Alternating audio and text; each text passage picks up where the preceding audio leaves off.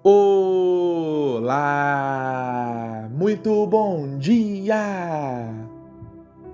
Eu sou o Pedro Quintão e esta é mais uma mensagem da série Café com Fé. Aqui você começa o seu dia sob as bênçãos do Altíssimo. E hoje é terça-feira, dia 25 de novembro de 2025. E eu tenho uma palavra do Senhor diretamente para o seu coração. Meu irmão, minha irmã.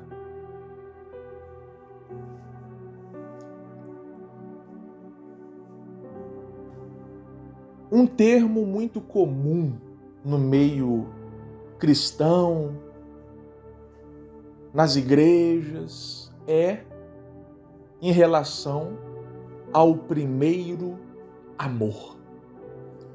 Muita gente fala, que saudade do meu primeiro amor, nossa, que tempo bom. E o que significa isso?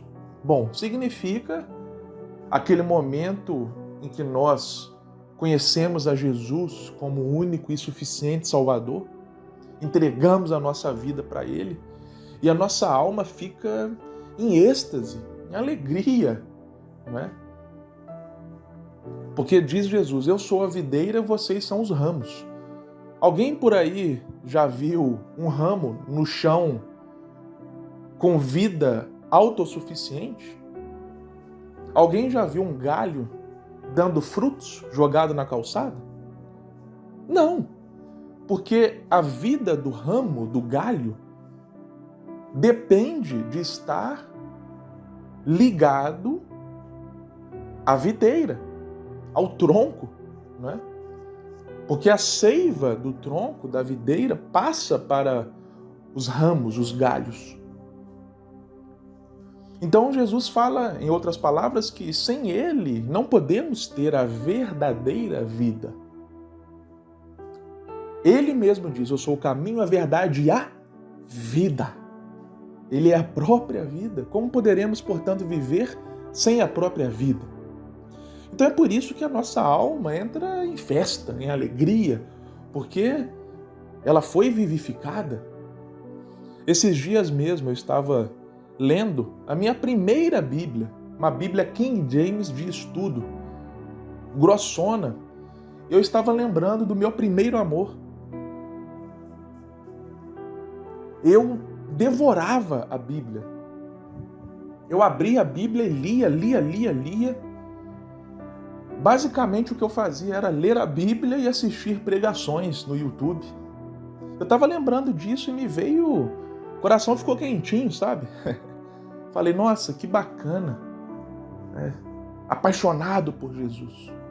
Mas o que eu quero te dizer hoje é o seguinte, meu irmão, minha irmã.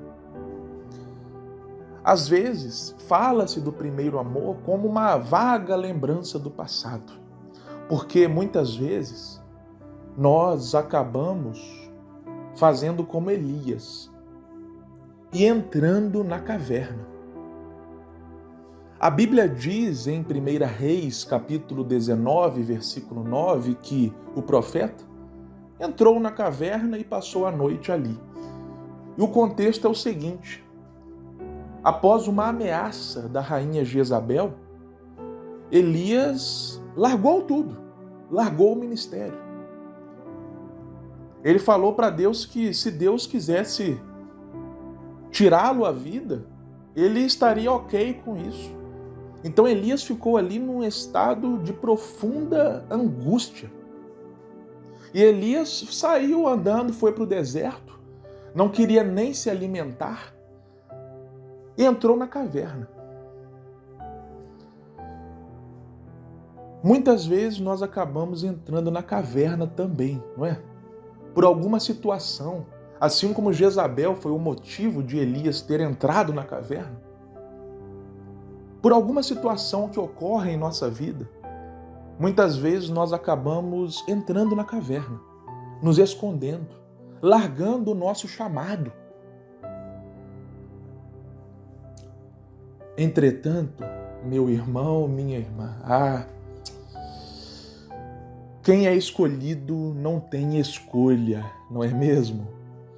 Assim como Jesus Cristo foi atrás do apóstolo Pedro, após Pedro ter negado o seu amigo 3 vezes. Jesus foi atrás de Pedro. Imagina só a cabeça de Pedro. Negou aquele que não era apenas o seu mestre, mas o seu amigo íntimo. Pedro viveu 3 anos intensos com Jesus.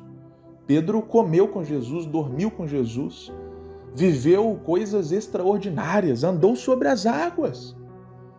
E na hora H, Pedro negou Jesus.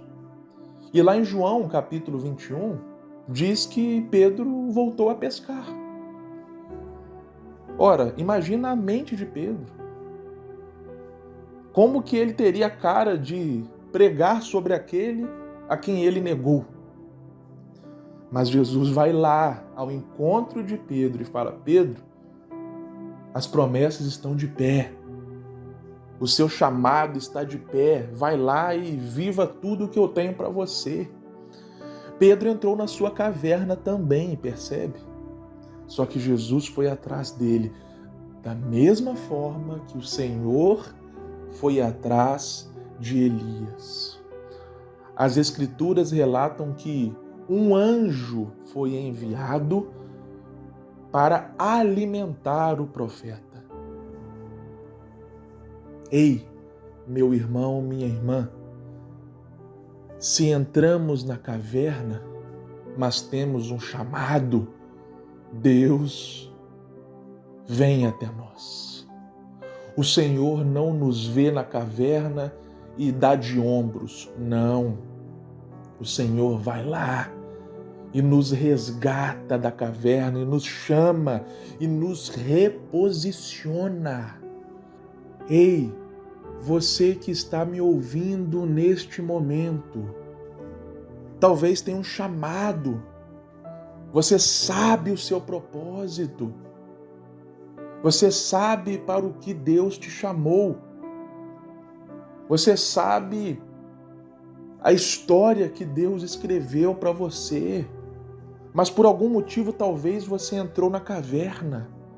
Ei, Deus está te chamando, saia da caverna. E não é pela força do seu braço.